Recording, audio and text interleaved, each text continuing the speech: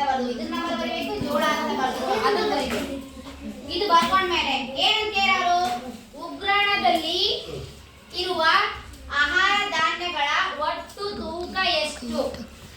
ಈ ಎರಡರದ್ದು ಒಟ್ಟು ತೂಕ ಬೇಕು ನಮಗೆ. ಇಲ್ಲಿ ಆನ್ಸರ್ ಏನು ಬರಬೇಕು? ಒಟ್ಟು ತೂಕ ಎಷ್ಟು ಅಂತ ಹಾಕ್ಬಾರ್ದು, ಬರೀ ಒಟ್ಟು ತೂಕ ಅಂತ ಬರೀ ಈಸಿ ಕೊಟ್ಟು ಅಂತ ಬರೀಬೇಕು. ಹೌದಾ?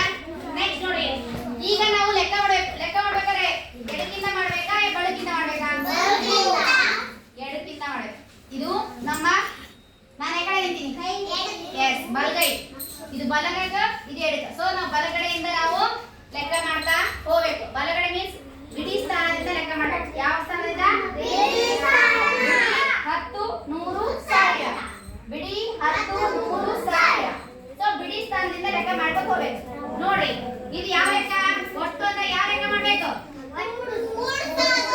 ಒಟ್ಟುವನ್ನ ಕೂಡ್ಸೋ ಲೆಕ್ಕ ಮಾಡ್ಬೇಕು. 0 + 7 7. No carry. ಕಳೆ ಲೆಕ್ಕವನ್ನ ಕ್ಯಾರಿ ಮಾಡ್ಬೇಕು. ಈ ಕೂಡ್ಸೋ ಲೆಕ್ಕದ ಕ್ಯಾರಿ ಬರಲ್ಲ. ಹೌದಾ? ನೆಕ್ಸ್ಟ್ 6 + 2 8.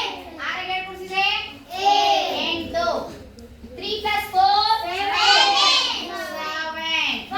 ಆ ಸಂಖ್ಯೆಗೂ ಅದೇ ಸಂಖ್ಯೆನೇ ಬರಿಬೇಕು. ನೆಕ್ಸ್ಟ್ 2 3 5. ಈಗ ಬಂದ್ಮೇಲೆ ಒಂದು ನಿಮಿಷ ಕೇಳ್ರಿ.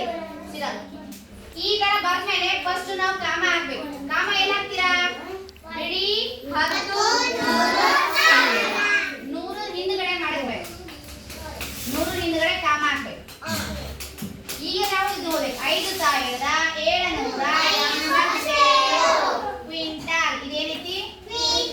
ಕ್ವಿಂಟಾಲ್. ಅರ್ಥ ಆಯ್ತಾ? ಸೊ ಇದು ನಿಮ್ಮ ಆನ್ಸರ್.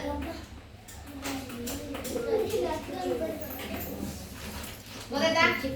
ಇಷ್ಟ ಲೆಕ್ಕ ಮಾಡಿ. ಗೊತ್ತಾಯ್ತು? Right here.